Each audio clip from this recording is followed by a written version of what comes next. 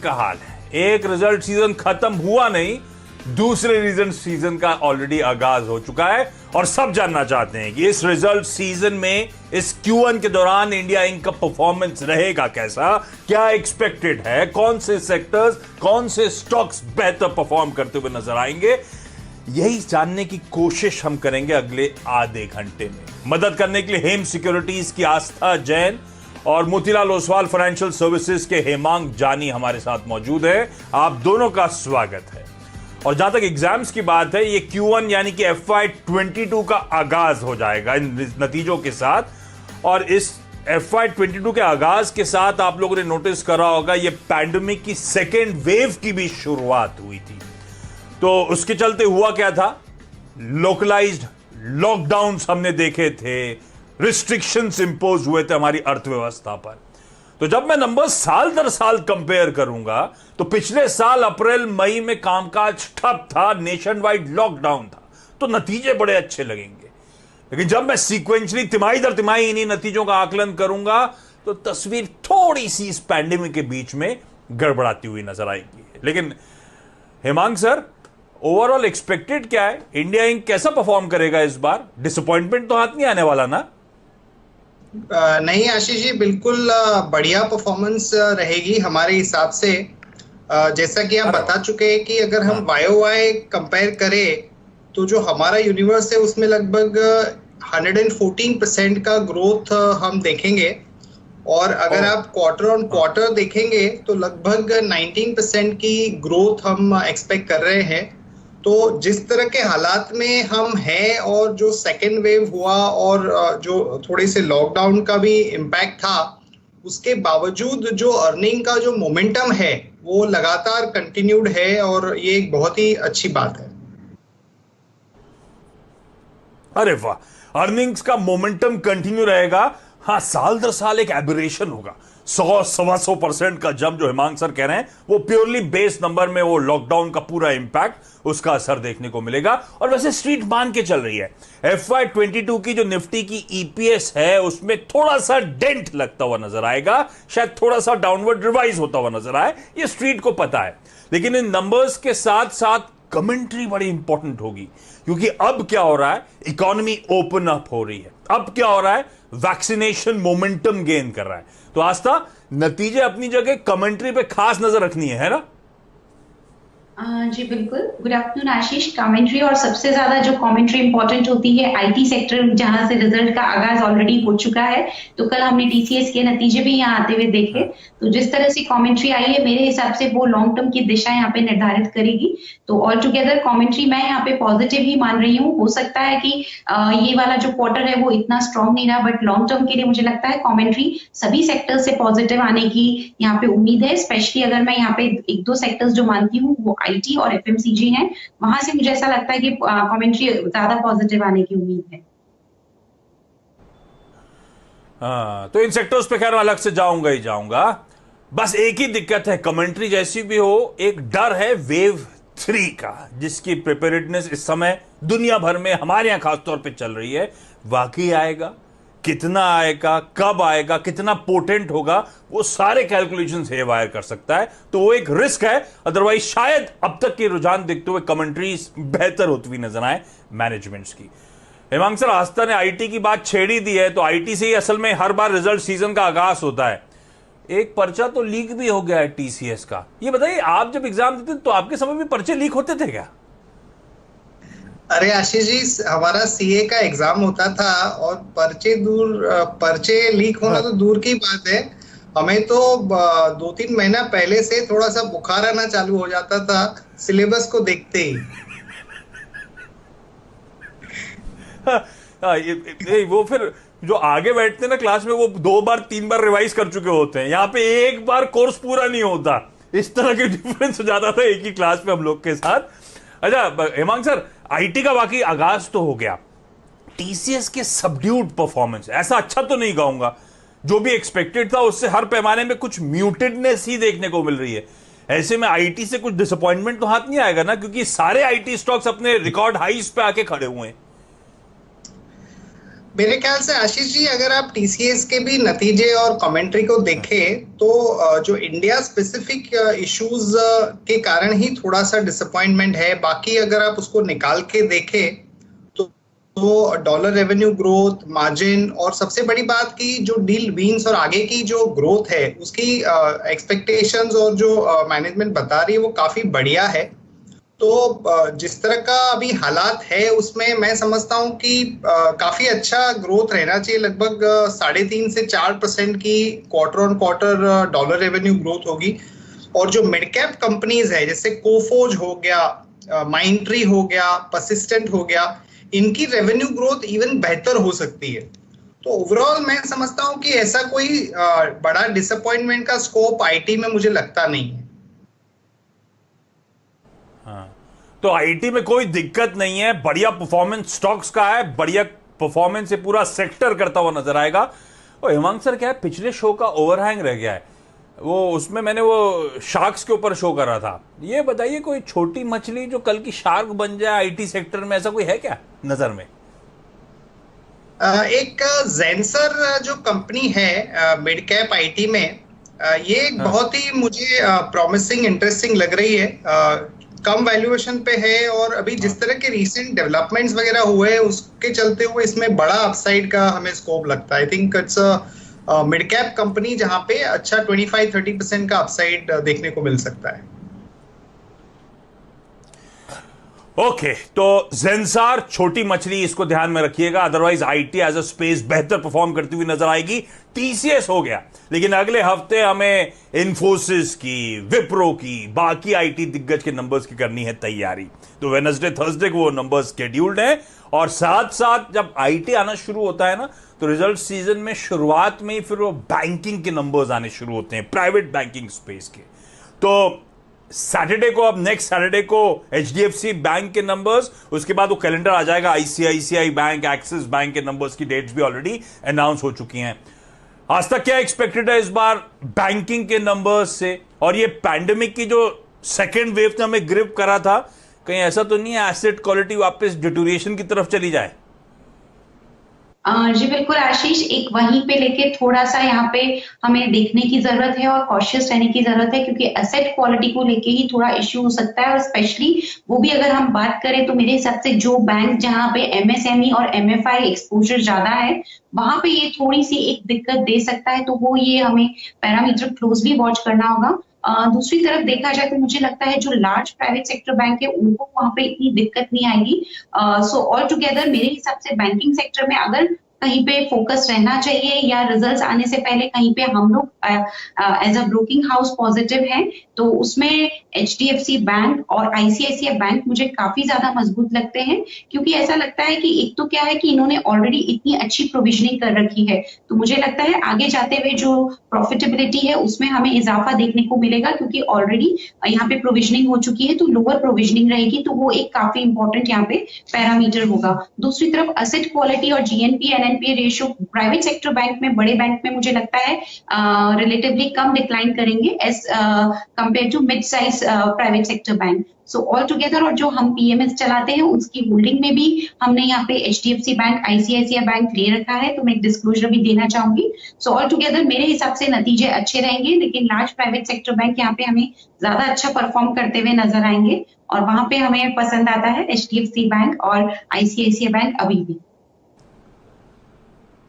ठीक बात। तो HDFC bank, ICICI bank private banking space के दिग्गजों पे दाव लगाने की सलाह है। आज तक पब्लिक सेक्टर वाले में नजर डालनी नहीं है क्या इस बार? पब्लिक सेक्टर बैंक में एकमात्र बैंक जो हम सभी जानते हैं और सबका फेवरेट है एसबीआई, वहीं पे एक नजर रहनी चाहिए। बाकी पब्लिक सेक्टर बैंक में मुझे लगता है, क्योंकि जिस तरह से यहाँ पे कैपिटलाइजेशन की भी बात है, तो वहां पे private sector bank well capitalized हैं as compare to public sector bank. तो वो भी एक पैरामीटर रहता है जो प्राइवेट सेक्टर बैंक को यहाँ पे आगे रखता है। तो पब्लिक सेक्टर बैंक में थोड़ा सा मेरे हिसाब से यहाँ पे अभी इतना ध्यान नहीं रखते हुए प्राइवेट सेक्टर बैंक पे ज्यादा ध्यान रखें, और एकमात्र पब्लिक सेक्टर बैंक एसबीआई पे जरूर ध्यान रखा जा सकता है। वहां पे उम्मीद है कि रिजल्ट्स बढ़िया आएंगे, बट प्राइवेट सेक्टर बैंक अभी भी हमारी पसंदीदा चॉइस रहेगी।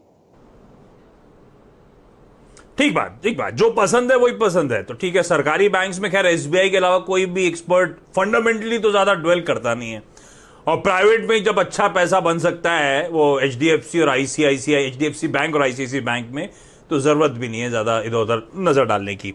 ठीक है, तो दिग्गज प्राइवेट बैंकिंग स्पेस ज्यादा प्रेफर्ड रिजल्ट सीजन से पहले। और तीसरा जो इंटरेस्टिंग सेक्टर है हिमांक सर, वो है एफएमसीजी का। इसमें बिहेवियर चेंज हुआ है। मुझे याद है जब पैंडेमिक शुरुआत हुई थी पिछले साल, इसी समय के आसपास हम लोग घरों में सामान भर रहे थे, हॉल में लोग तो आते नहीं थे, तो हॉल में मुझे याद है हमारे घर में भी सामान स्टैक्ड अप रखा रहता था। इस वेव 2 में वेव 1 से ज्यादा असर आया, लेकिन उतना बीवी ने सामान स्टोर नहीं करा। तो असर पड़ेगा क्या इन कंपनियों के नतीजों पर? आई एम अज्यूमिंग आपके घर पे भी ऐसे ही हुआ होगा।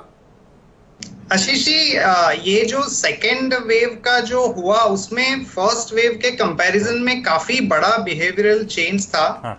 और हमारा ये मानना है कि पूरा जो यूनिवर्स है एफएमसीजी का, उसका वाई ग्रोथ काफी अच्छा रहेगा। लगभग 25% का पैट का ग्रोथ रहेगा और सेल्स का ग्रोथ भी 19% रहेगा। बट क्वार्टर ऑन क्वार्टर अगर हम बात करें तो लगभग 2% का नेगेटिव ग्रोथ आ सकता है। और 16 आउट ऑफ 18 कंपनीज जो है वो डबल डिजिट ग्रोथ सेल्स में दिखाएगी। सिर्फ एक ब्रिटानिया को छोड़ के। ब्रिटानिया में क्या था कि लास्ट ईयर सब लोग ने बिस्किट्स और ये जो रेडी टू ईट स्नैक्स है वो काफी बड़े मात्रा में इकट्ठे कर रखे थे, जैसा हमने अभी डिस्कस किया। तो उसमें थोड़ा सा वो बेस के कारण थोड़ा सा कम ग्रोथ दिखेगा। बट कंपनियों ने प्राइस हाइक काफी अच्छे स्केल पे लिया है, तो ग्रॉस मार्जिन प्रेशर जो है वो थोड़ा बहुत रहेगा, बहुत ज्यादा मैं नहीं समझता हूं कि आना चाहिए। तो हाँ, इस बार स्टोरेज कम हुआ, अच्छी बात है। वैसे तो भरोसा बढ़ा होगा सिस्टम पे हम लोग का कि नहीं कुछ ना कुछ तो हो ही जाएगा। लेकिन हिमांक सर, फिर ऐसे में ब्रिटानिया को छोड़ के बाकी कुछ खरीदना है क्या? सबसे प्रेफर्ड एक दो बढ़िया पिक्स हो इस एफएमसीजी स्पेस पे, रिजल्ट्स को लेकर रिलेटिव कॉन्फिडेंस हो, अभी भी एक्यूमुलेट करने का मौका हो। तो सबसे पहला हमारा प्रेफर्ड पिक रहेगा वो गोदरेज कंज्यूमर रहेगा, क्योंकि उसमें एक बहुत बड़ा मैनेजमेंट चेंज भी हुआ है। कंपनी की जो प्रीव्यू का जो नोट वगैरह आया है वो भी काफी एनकरेजिंग है, और ग्लोबली काफी अच्छा डाइवर्सिफाइड बिजनेस है उसका। तो सबसे पहला हमारा वो रहेगा। और दूसरे में हम लोग मैरिको को प्रेफर करते हैं आशीष जी, बिकॉज मैरिको लगातार वॉल्यूम ग्रोथ अच्छा डिलीवर कर रहा है, और उनके जो रॉ मटेरियल है जैसे पाम ऑयल हो गया, कोबरा हो गया, उसमें भी हमने रिसेंटली थोड़ा सा कूल ऑफ देखा है। तो मैरिको एक ऐसा कंपनी है जहां पे दोनों अच्छे रहेंगे, top line volume growth as well as margins. तो ये वो प्रेफर्ड बेट्स। और वाकई गोदरेज कंज्यूमर ने तो गजब कर दिया। वो अपॉइंटमेंट के बाद ऐसी गजब की रीरेटिंग हुई और अभी भी सबको पसंद आ रहा है। दूसरा मैरिको बढ़िया परफॉर्मेंस डिलीवर कर रहा है। मुझे याद है लास्ट क्वार्टर के जब नंबर्स आए थे उसके बाद वो स्टॉक भी बढ़िया रीरेट होता हुआ नजर आया था। ये दोनों सबसे प्रेफर्ड पिक्स हो सकते हैं इस क्वार्टर के लिहाज से भी। लेकिन आस्था एक और ऐसी पैक था जिसने बड़ा गजब का आउट परफॉर्मेंस दिया, वो है मेटल्स। इस पैंडेमिक के बीच में धीरे धीरे कॉन्फिडेंस बढ़ा लोगों का। मेटल्स बहुत बीटन, ये स्टॉक प्राइस के लिहाज से बता रहा हूं, कॉन्फिडेंस बढ़ा, बहुत बीटन डाउन थे, डिमांड के होप्स जनरेट होने लगे, इस बीच केपेक्स नहीं हुए थे, तो सब फायदा मिल गया। पर अब आके मेटल एज अ स्टोरी थोड़ी फिजल आउट हो रही है, फिर एटलीस्ट कंसोलिडेशन के मोड में चली गई है। नंबर्स कैसे रहेंगे? नंबर्स जस्टिफाई करेंगे मेटल्स की अब तक की ऑफलेट रैली को? बेसिकली मेटल सेक्टर में हम लोग अभी इतना ज्यादा पॉजिटिव नहीं है, क्योंकि एक तरह से देखा जाए तो मुझे ऐसा लगता है कि जिस तरह से यहाँ पे प्राइस हाइक्स ऑलरेडी हो चुके हैं, तो बहुत ज्यादा यहाँ पे बेहतरीन फाइनेंशियल परफॉर्मेंस आगे जाते हुए देखने को मिलेगी। थोड़ा सा कहना अभी मुश्किल लगता है। उसमें सिर्फ एक जो मेटल स्टॉक हम लोग अभी यहाँ पे पॉजिटिव है वो टाटा स्टील है, और उसमें भी 2-3 कारण ऐसे हैं। एक तो जो आयरन ओर की प्राइसेस हैं वो लोअर हुई हैं, तो उसका फायदा होगा। दूसरा, इनका जो यूरोपियन ऑपरेशंस है वहां से मुझे लगता है कि बढ़िया इन्हें यहाँ पे फायदा होता हुआ नजर आएगा। तो मेटल सेक्टर में जो हम रिजल्ट एक्सपेक्टेशन कर रहे हैं वो इतनी स्ट्रांग नहीं कर रहे। In fact quarter on quarter level पे हमारे हिसाब से, क्योंकि फोर्थ क्वार्टर बहुत ज्यादा स्ट्रांग था ऑलरेडी, जो फोर्थ क्वार्टर FY21 का था, तो एक सीक्वेंशियल हो सकता है हमें डिक्लाइन देखने को मिले मेटल सेक्टर में। लेकिन टाटा स्टील हमें यहाँ पे ज्यादा पसंद आता है। तो एक टाटा स्टील को छोड़ के बाकी मेटल सेक्टर में वी आर एक्सपेक्टिंग कि थोड़ा सा हमें सीक्वेंशियल डीग्रोथ देखने को मिलेगी, टॉप लाइन, बॉटम लाइन और इवन मार्जिन में भी हमें थोड़ा सा यहाँ पे असर आते हुए देखने को मिलेगा। ठीक बात है, ठीक बात है। तो थोड़ा सा कंसोलिडेशन भाव में भी देखने को मिल रहा है, नतीजे भी थोड़े सुस्त हो सकते हैं, लेकिन Tata steel relative out performer के तौर पे आप मान के चलिए। हेमांग सर, फार्मास्यूटिकल्स हमने कई सारे इंपॉर्टेंट सेक्टर्स डिस्कस कर लिए। Pharma as a space stocks का अच्छा आउट परफॉर्मेंस आया, मुझे याद है लास्ट क्वार्टर, लेकिन नतीजे उतने जस्टिफाई नहीं कर रहे थे। तब कहा गया था भाई यूएस सेंट्रिक अप्रूवल्स में डिलेज हैं, यहां पे थेरेप्यूटिक ड्रग्स वगैरह को लेकर इश्यूज हैं। एक्सपेक्ट करूं कि वो स्टॉक्स की तेजी का फाइनेंशियल फंडामेंटल्स कैचअप करेंगे इस क्वार्टर में? बिल्कुल आशीष जी, हमारा लगभग एक्सपेक्टेशन है कि 14% का वाई ग्रोथ देखने को मिलेगा। और हालांकि लास्ट क्वार्टर जैसा आप बता रहे हैं कि इतना इंप्रेसिव नहीं था, पर ये 6th कॉन्जिक्यूटिव क्वार्टर है जहां पे हम स्ट्रॉन्ग डबल डिजिट ग्रोथ देखेंगे अर्निंग्स के अंदर। और काफी सारी कंपनीज है वो काफी बेहतर परफॉर्मेंस करेगी, क्योंकि जैसे जैसे इकोनॉमी ओपन अप हो रही है तो जो लाइफस्टाइल रिलेटेड जो डिसीजेज है जहां पे थोड़ी सी दिक्कतें आ रही थी वो भी रिजॉल्व हो जाएंगी। ओवरऑल नंबर्स काफी अच्छे रहेंगे हमारे हिसाब से फार्मा सेक्टर के अंदर। तो पसंद कुछ है क्या पहले से, या नतीजों का इंतजार करना है? नहीं, बिल्कुल पसंद है। प्रीव्यू के अंदर सन फार्मा एक बहुत ही बढ़िया परफॉर्मेंस भी देगा, स्टॉक भी अच्छा लग रहा है रिस्क रिवॉर्ड के पॉइंट ऑफ व्यू से। डीवीज लैब हमारा प्रेफर्ड पिक है ही काफी टाइम से। और मिड कैप में आशीष जी लॉरस लैब जो है लगातार अपना एक बेहतर परफॉर्मेंस का जो दौर है वो चालू रखेगा और वो हमारा मिड कैप में प्रेफर्ड पिक रहेगा। अरे गजब की रेटिंग हो रही है उस स्टॉक की। तो ठीक है, ये है फार्मा के टॉप बेट्स। और जाते जाते एक और सेक्टर निपटा देता हूं, वो है ऑटोज का। बड़ा स्पेस है। और आस्था, पिछली बार जब लॉकडाउन खुला तो बहुत तगड़ा पेंट अप डिमांड, मेरे ख्याल से किसी ने एंटिसिपेट नहीं करा होगा, उस तरह की पेंट अप डिमांड देखने को मिली थी। इस बार ठीक है, थोड़ी सी टेपर डाउन ग्रोथ आ रही है, लेकिन फिर भी auto as a space performance इस बार कैसा रहेगा? हालात वाकई आप लोग कब एक्सपेक्ट कर रहे हो हेम सिक्योरिटीज में पटरी पर आएंगे? Q2 में, Q3 में, कितना समय लगेगा? देखा जाए आशीष तो सबसे बड़ी बात है कि जो मई का जो महीना था उसने एक तरह से स्पॉइल स्पॉट की तरह यहाँ पे काम किया है। नहीं तो ऑटो सेक्टर में जो ग्रोथ आ रही थी वॉल्यूम वो काफी हेल्दी थी, लेकिन मई में जो लॉकडाउन हुआ उसकी वजह से हम ये मान के चल रहे हैं कि सीक्वेंशली यहाँ पे वॉल्यूम्स में डिक्लाइन हमें देखने को मिलेगा। और जो ये डिक्लाइन हम तकरीबन मान के चल रहे हैं 25% to 30% के आसपास होगा। तो जहां मैं डेटा पॉइंट्स की बात करूं तो सीक्वेंशियली जो हम लोग रेवेन्यूज की बात करें तो ऑटो सेक्टर में हम एक डिक्लाइन ही यहाँ पे एक्सपेक्ट कर रहे हैं अराउंड 20% का। वहीं अगर मैं मार्जिन की बात करूं तो मुझे लगता है इबिटा मार्जिन भी डिक्लाइन करेंगे, क्योंकि एक तरह से वॉल्यूम भी कम हुआ और दूसरी तरफ से रॉ मटेरियल कॉस्ट बढ़ी है कमोडिटी इन्फ्लेशन की वजह से। तो इबिटा मार्जिन में भी 2% के आसपास का डिक्लाइन हम मान के चल रहे हैं और उसकी वजह से बॉटम लाइन थोड़ी सी ऑटो सेक्टर की प्रेशर में रह सकती है और वहां पे भी हम डिप मान रहे हैं अराउंड 20% का। तो ऑटो सेक्टर अभी ऐसा लगता है कि इतना अच्छा परफॉर्म नहीं करेगा, बट ऑटो एंसिलियरी पसंद आता है। बालकृष्ण इंडस्ट्री क्योंकि एक्सपोजर है एक्सपोर्ट मार्केट को, तो वो वहां पे एक तरह से उसे प्रोटेक्ट करता है। डोमेस्टिक जो यहाँ हमने वीकनेस देखी है और दूसरी तरफ रिप्लेसमेंट मार्केट में भी डिमांड अच्छी है। तो ऑटो एंसिलियरी में बालकृष्ण हमें पसंद आता है, लेकिन ऑटो एंसिलियरी में भी एक डिप ही हमें देखने को मिलेगा। But all together auto sector थोड़ा सा यहाँ पे म्यूटेड परफॉर्मेंस दिखा सकता है। बिल्कुल ठीक, बिल्कुल ठीक, म्यूटेड परफॉर्मेंस होगा, लेकिन इंटरनेशनल एक्सपोजर एक्सपोर्ट्स के चलते बीकेटी को हम लोग बालकृष्ण इंडस्ट्रीज को हम लोग रेडार पे रखेंगे। तो एग्जाम टाइम की तैयारी कर ली है, एक बार तो कोर्स पूरा हो गया है, हुआ आगे तो रिवीजन भी कर डालेंगे, लेकिन मोटा मोटी निकल के ये आया है कि भाई इंडिया इंक का परफॉर्मेंस Q1 में अच्छा रहने वाला है। आईटी जिसका एक पर्चा लीक हुआ, टीसीएस का नंबर्स बाजार को बहुत ज्यादा पसंद नहीं आए थे, लेकिन घबराए ना, टीसीएस के इंटरनल्स भी अच्छे हैं और आगे आईटी के नंबर्स अच्छे आने की उम्मीद है। उसमें एक जेंसार टेक ऐसा मिड कैप वाला स्टॉक है जिसको लेकर हेमांग सर खास तौर पे आउटलुक को लेकर कॉन्फिडेंट। बैंक्स में भाई प्राइवेट दिग्गजों पर ही भरोसा है, तो एचडीएफसी बैंक, आईसीआईसीआई बैंक के रडार पर रखेंगे। और बैंक्स में एक निगलिंग वरी है कि इस वेव 2 का एसेट क्वालिटी पर किस हद तक असर देखने को मिलेगा। एफएमसीजी का बढ़िया प्रदर्शन होगा और हेमांग सर दो स्टॉक्स को लेकर खासतौर पर बुलिश है। गोदरेज जिसकी बढ़िया रीरेटिंग हुई थी कंज्यूमर की, और साथ साथ मैरिको जिसके नंबर्स, वैसे Q4 के नंबर्स भी मैरिको के अच्छे आए थे। मेटल्स आस्था बता रही है थोड़ा सा लैकलस्टर ही रहेगा, स्टॉक प्राइस भी दिखा रहे हैं थोड़ा ठंडा पड़ रहे हैं, पर उसमें शायद अगर किसी पे दाव लगाना है तो अभी भी सेक्टर की दिग्गज टाटा स्टील ही प्रेफर्ड नजर आती है।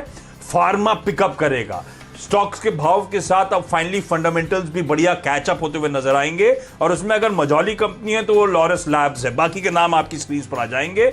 ऑटो वेव 2 का इंपैक्ट पड़ा है, नतीजे ठंडे रहेंगे। ऑटो एंसिलरीज पे नजर रखिएगा जिनका एक्सपोर्ट एक्सपोजर तगड़ा है, मिसाल के तौर पे बालकृष्ण इंडस्ट्रीज, हालांकि वो भी ठंडा पड़ेगा जब ऑटो के नंबर्स कमजोर आएंगे, पर उस कमजोरी में शायद खरीदारी करने के उस स्टॉक में मौके होंगे। हो गया समाप्त।